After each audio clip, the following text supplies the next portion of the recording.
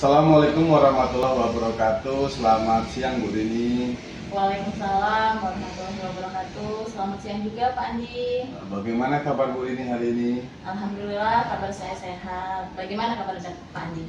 Ya, Alhamdulillah saya juga sehat. Nah Bu Rini, 3 hari yang lalu kan saya sudah menyampaikan kepada Bu Rini nih, kalau saya mendapatkan tugas untuk melakukan supervisi di kelas Bu Rini. Nah, untuk supervisi akademik ini ada 3 tahapan nih Bu Rini yang akan kita lalui. Yang pertama adalah tahapan pra-observasi, yang kedua observasi, dan yang ketiga adalah tahapan pasca observasi. Nah, siang hari ini kita melakukan tahapan pra-observasi, di mana harapan kita sama-sama di siang hari ini kita berdiskusi dan bertukar pikiran terkait kesiapan-kesiapan Bu Rini untuk melaksanakan supervisi. Dan juga agar pelaksanaan supervisi Bu Rini nantinya berjalan dengan lancar dan tidak ada hambatan. Dan juga untuk meningkatkan kemampuan Bu Rini dalam akademik, pengetahuan, serta pengalaman Bu Rini dalam proses pembelajaran.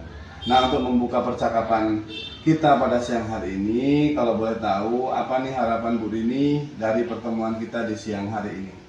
Ya, saya senang sekali Pak karena saya bisa bekerja sama dengan Pak Andi. Saya juga senang bisa disupervisi untuk meningkatkan kompetensi yang ada pada diri saya, bagaimana proses pembelajaran saya di kelas, dan saya juga ingin berdiskusi dengan Pak Andi mengenai rencana pelaksanaan pembelajaran saya yang akan saya lakukan Pak.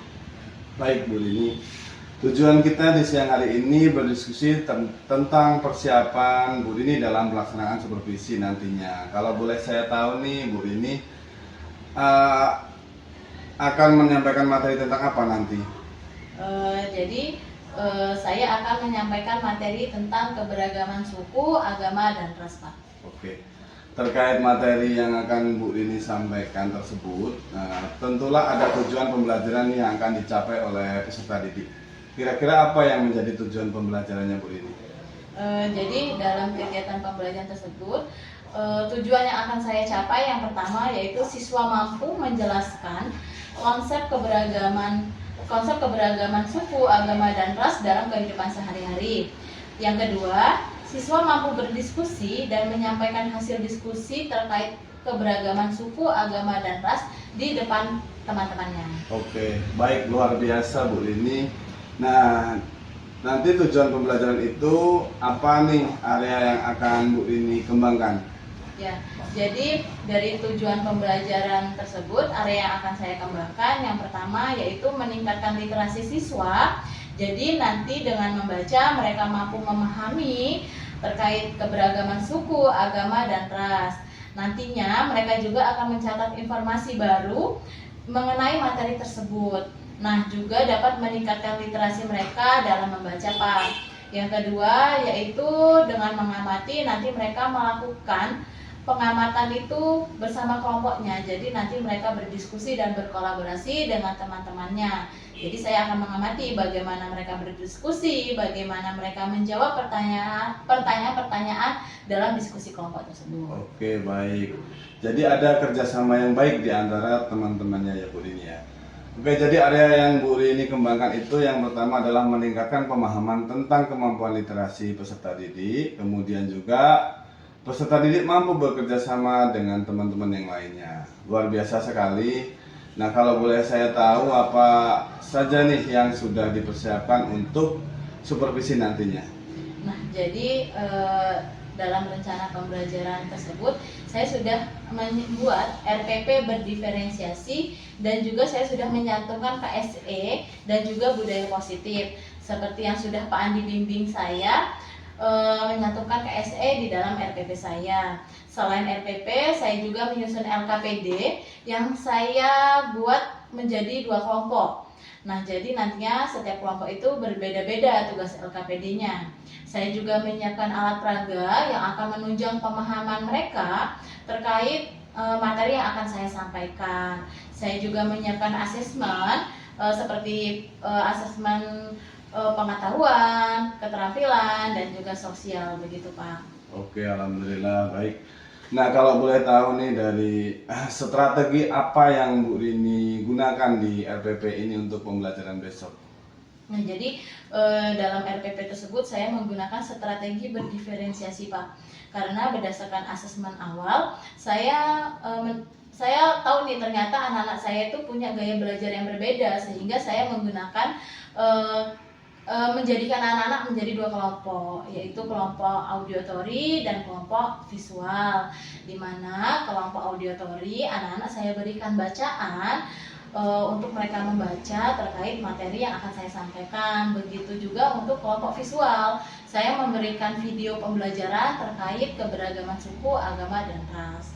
Baik, jadi Bu Rini akan menggunakan pembelajaran berdiferensiasi dengan gaya belajar siswa yang berbeda-beda ya Bu Rini ya. Luar biasa sekali, rasanya sudah tidak sabar ingin melihat pembelajaran Bu Rini. Nah, setelah saya mendengar nih persiapan-persiapan dari Bu Rini, strategi yang Bu Rini sampaikan sampai dengan alat peraga untuk pembelajaran berdiferensiasi ini, jadi kapan nih Bu Rini akan melaksanakan proses pembelajaran tersebut? Rencananya saya akan melakukan proses pembelajaran tersebut hari Kamis, Pak. Oh ya, jadi besok pada hari Kamis ya Bu Rini ya. Pada hari Kamis itu saya akan datang ke kelas Bu Rini untuk melakukan supervisi di kelas. Saya akan melihat hal-hal apa saja yang terjadi di dalam kelas Bu Rini. Kemudian setelah Bu Rini melakukan kegiatan pembelajaran, kita adakan percakapan kembali, yaitu pasca observasi yang nanti akan didampingi oleh pengajar praktek saya Bu Rini. Sebelum kita akhiri, apa nih yang Bu Rini dapatkan dari hasil percakapan kita pada siang hari ini? Jadi yang saya dapatkan dari hasil percakapan kita pada siang hari ini, yang pertama, saya mendapatkan gambaran Pak untuk pembelajaran saya besok, seperti model, strategi pembelajarannya, dan juga media pembelajaran yang akan saya tampilkan untuk pembelajaran saya besok. Oke, baik Bu Rini. Terima kasih nih atas waktunya dan sudah bersedia untuk berbincang-bincang dengan saya di pra observasi ini. Sampai bertemu di kegiatan observasi besok pada hari Kamis. Semoga berjalan lancar, tidak ada hambatan, dan saya akhiri. Assalamualaikum warahmatullahi wabarakatuh. Waalaikumsalam warahmatullahi wabarakatuh.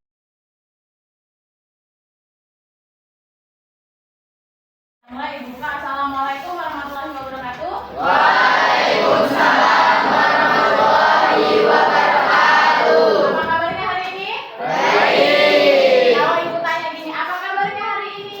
Jawabannya, alhamdulillah, luar biasa, tetap semangat, siap belajar. Oke?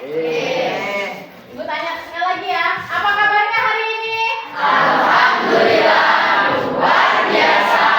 Tetap semangat, siap belajar. Oke. Nah, sebelum sudah siap ya. Nah, sebelum kita mulai belajar, alangkah baiknya kita berdoa terlebih dahulu. Ketua kelasnya, Ferry, silakan Fer. Siap. Doa mulai.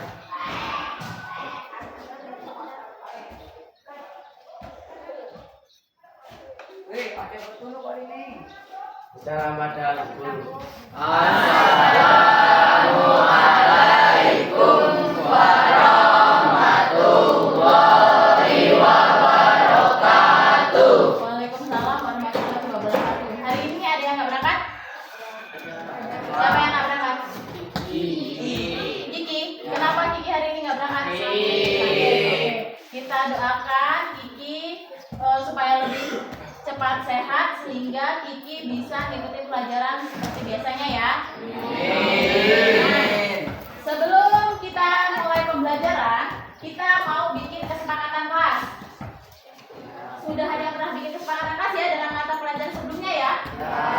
Kita bikin kesepakatan kelas dulu. Yang pertama, kesepakatan kelas kita mau apa? Oke, Galung. Menghargai ketika guru menerangkan atau berbicara. Oke, yang pertama kesepakatan kelas kita adalah berteman. Yang ketiga atau yang terakhir adalah berperan aktif. Semua setuju ya? Sepakat ya? Oke, selanjutnya adalah sarapan nggak hari ini? Sarapan dulu. Sarapan. Diva? Samuel? Sarapan dulu. Sarapan. Oke, semua sarapan. Masih semangat ya? Supaya makin semangat kita tepuk semangat dulu. Bisa? Bisa. Tepuk semangatnya gini, tepuk semangat. Semangat. Semangat yang semangat ya.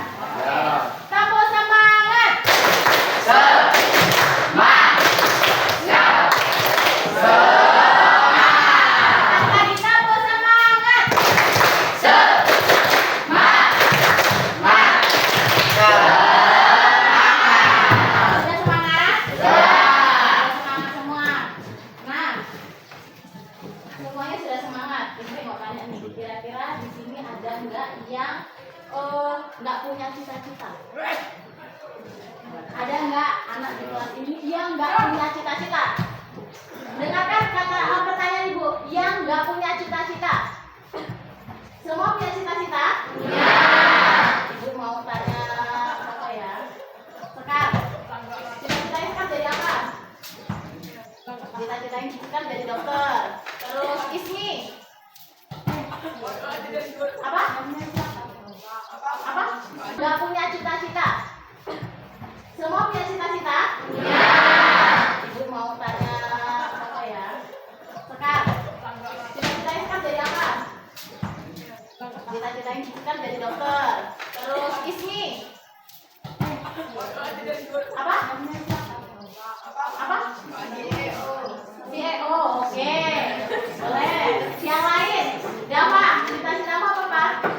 Jadi polisi. Kik ini? Abdul?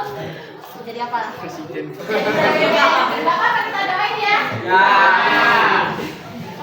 Menurut kalian, berarti semua anak yang ada di kelas kita mau belajar yang namanya keberagaman suku. Materi hari ini adalah tentang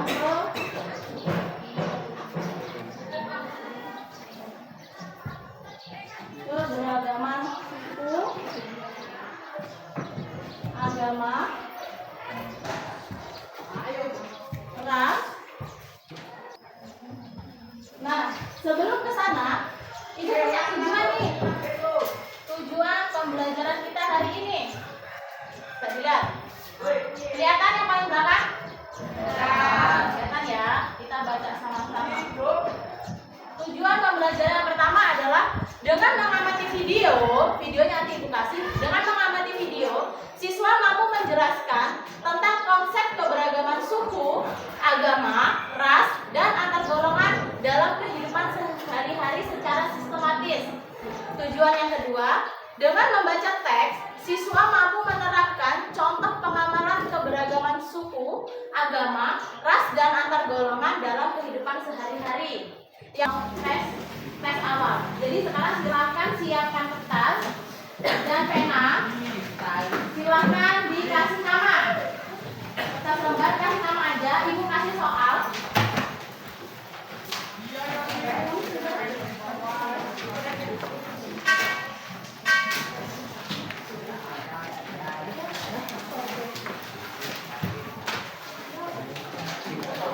Yang paling belakang Ismi kelihatan nggak? Kelihatan? Andini kelihatan nggak? Setelah ibu koreksi, setelah ibu baca jawabannya, ibu mau mengelompokkan kalian. Ya, ibu kelompokkan ya. Kelompok pertama ada Ani, Adel, Abdul, Fitri, Fadil, sama Rean. Ingat-ingat nama kelompoknya. Kelompok kedua ada Asifa, ada Adil, ada Ayu, Ismi, Rijal, dan Saiful. Hari ini nggak berapa tadi siapa? Iya. Kelompok tiga Galuh, Aldi, Ciko, Najman, dan Sekar. Kelompok empat ada Safa, ada Alfia, Delima, Madina, Nisha, dan Sally. Kelompok 4 itu maksudnya. Kelompok 5 ada Samuel, Amira, Ferry, Farhat, Nurul, dan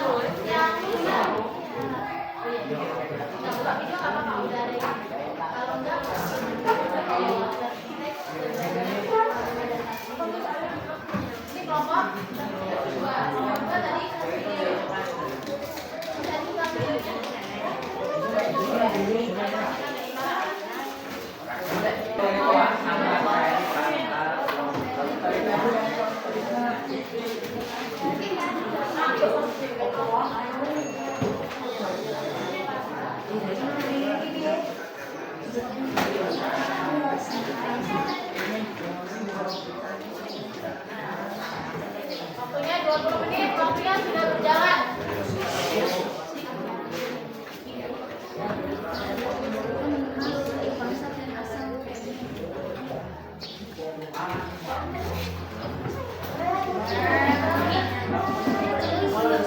Kalau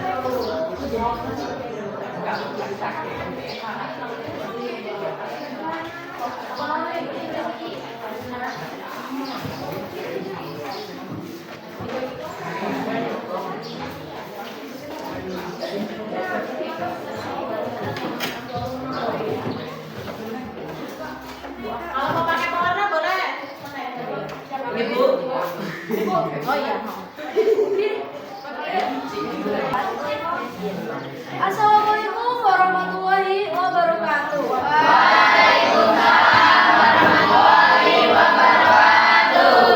Selamat pagi semuanya. Terima kasih atas kehadirannya. Izinkan saya memperkenalkan diri. Nama saya Safa Trianto yang bertugas sebagai moderator kelompok 4. Pada kesempatan ini saya akan mempresentasikan tentang keberagaman suku, agama, ras, dan antar golongan dalam Bhinneka Bhinneka Tunggal Ika. Yang penting untuk kita pahami karena Indonesia memiliki keberagaman suku, agama, ras, dan antar golongan. Saya berharap presentasi ini dapat memberikan wawasan baru dan bermanfaat bagi kita semua. Untuk pemaparan materi akan disampaikan kepada Alfia Agustina.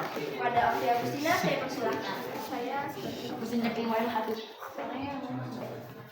Kesimpulannya adalah bahwa keberagaman bukan dijadikan sebagai pembeda namun dijadikan keberagaman untuk menyatukan. Informasi yang telah disampaikan dapat bermanfaat dan menambah pengetahuan kita. Jika ada pertanyaan atau diskusi lebih lanjut, saya sangat terbuka untuk menjawab dan berdiskusi bersama. Apakah ada yang mau bertanya? Ada yang mau bertanya? Atau ada yang mau menanggapi? Boleh, Galuh. Presentasi dari kelompok Safa sudah sangat bagus dan sangat lengkap penjelasannya. Oke, yang lain? Yang lain ada yang mau tanya atau menanggapi? Cukup? Oke. Belajar ini, kita tadi sudah ada kelompok yang lanjut menjelaskan tentang keberagaman suku, agama, dan ras.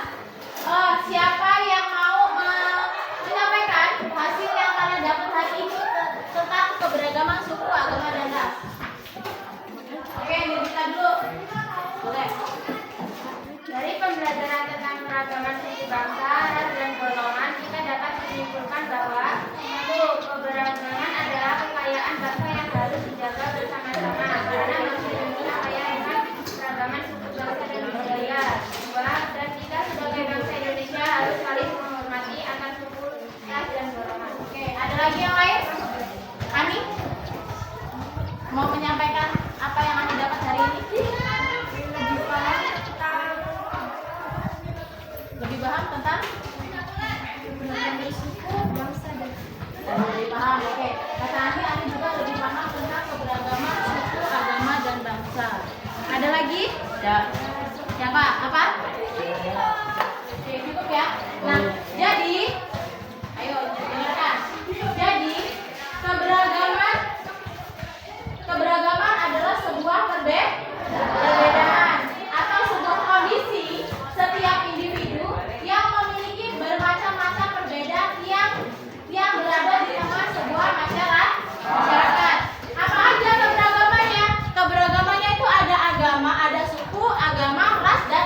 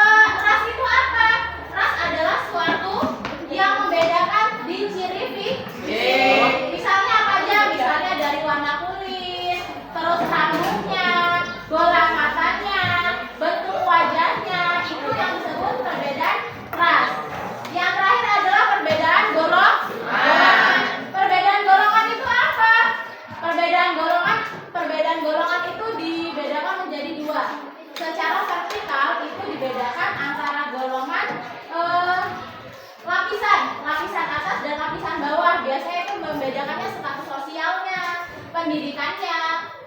Itu kalau secara vertikal. Tapi kalau secara golongan setara, ini biasanya golongan itu berdasarkan sukunya, agamanya, dan budayanya. Misalnya kayak kita di sini banyaknya sukunya apa?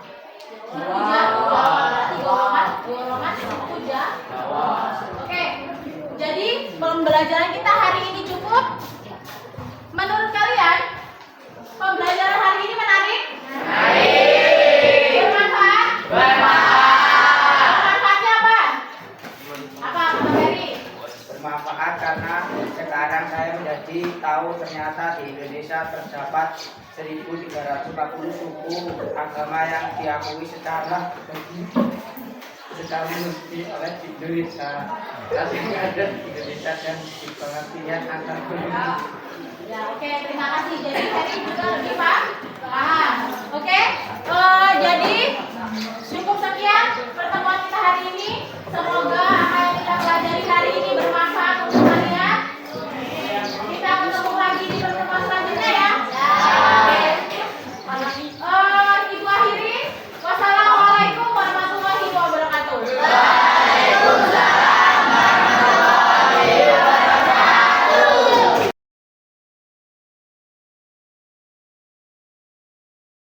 Bismillahirrahmanirrahim. Assalamualaikum Bu Rini. Gimana kabar hari ini? Alhamdulillah, kabar saya sehat. Bagaimana kabar Pak Andi? Alhamdulillah saya juga sehat. Baik, pada pertemuan kali ini pada proses percakapan pasca observasi, saya akan memberikan pertanyaan-pertanyaan kepada Bu Rini terkait kegiatan observasi atau proses pembelajaran yang telah Bu Rini lakukan. Ini bertujuan untuk mengevaluasi sejauh mana proses pembelajaran Bu Rini yang sudah dilaksanakan kemarin. Untuk pertanyaan pertama Bu Rini, bagaimana perasaan Bu Rini ketika dilakukan kegiatan observasi pada saat proses pembelajaran berlangsung? Ya, baik Pak. Jadi perasaan yang saya rasakan kemarin itu saya nervous ya Pak. Saya deg-degan, saya grogi sebenarnya karena kegiatan supervisi akademik ini belum terbiasa saya lakukan Pak. Tapi alhamdulillah dengan berjalannya proses pembelajaran, saya bisa mengendalikan rasa nervous saya itu Pak. Oke, baik. Jadi walaupun dengan di awal perasaan gugup, nervous, cuman dengan seiringnya berjalan bisa menyesuaikan kondisi ya Bu Rini ya. Oke, baik Bu Rini, kalau boleh tahu nih, coba ceritakan kembali ini area pengembangan yang sudah Bu Rini lakukan dan tahapan-tahapan apa saja yang sudah Bu Rini lakukan pada proses pembelajaran kemarin. Ya baik, jadi kemarin di kegiatan praobservasi saya juga sudah menjelaskan ya Pak, untuk hal yang saya kembangkan itu di bagian literasi dan berdiskusi kelompok atau kolaborasi peserta didik. Jadi di modul ajar juga saya sudah menggunakan modul ajar berdiferensiasi dengan mengintegrasikan KSE yang sudah Pak Andi bimbing saya waktu itu. Di anak-anak juga saya bagi kelompok Pak, berdasarkan gaya belajar mereka. Jadi anak-anak saya bagi dua kelompok, yaitu ada kelompok auditory dan kelompok audiovisual. Oke, baik. Jadi area yang dikembangkan oleh Bu ini terkait dengan literasi dan kolaborasi antar murid ya Bu ini ya. Oke, kalau boleh tahu di situ pada waktu melakukan area pengembangan ada nggak kendala-kendala yang Bu ini hadapi atau sudah berjalan sesuai harapan atau belum? Ya Pak, jadi dalam proses pembelajaran kemarin menurut saya itu sudah berjalan dengan lancar walaupun ada sedikit kekurangan ataupun ada sedikit kendala yang saya alami. Jadi sebenarnya sudah berjalan tapi ada sedikit kekurangan yang Bu ini. Kalau boleh tahu apa nih kekurangan yang Bu ini hadapi ketika proses pembelajaran kemarin? Jadi kemarin itu waktu proses pembelajaran itu kendala yang saya alami itu ada anak-anak yang kurang aktif dalam proses pembelajaran dan anak-anak itu belum bisa memanajemen waktu sehingga proses diskusi mereka kemarin memakan waktu yang cukup panjang Pak. Kira-kira kenapa itu bisa terjadi? Jadi setelah setelah saya tanya kenapa anak-anak itu kurang aktif, ternyata anak-anak itu males-malesan, kurang fokus itu karena posisi mereka lapar Pak. Ternyata anak-anak itu jarang sekali kalau mereka mau berangkat sekolah itu untuk sarapan. Jadi mereka itu saat belajar mereka udah kepikiran ke kantin katanya gitu karena mereka lapar.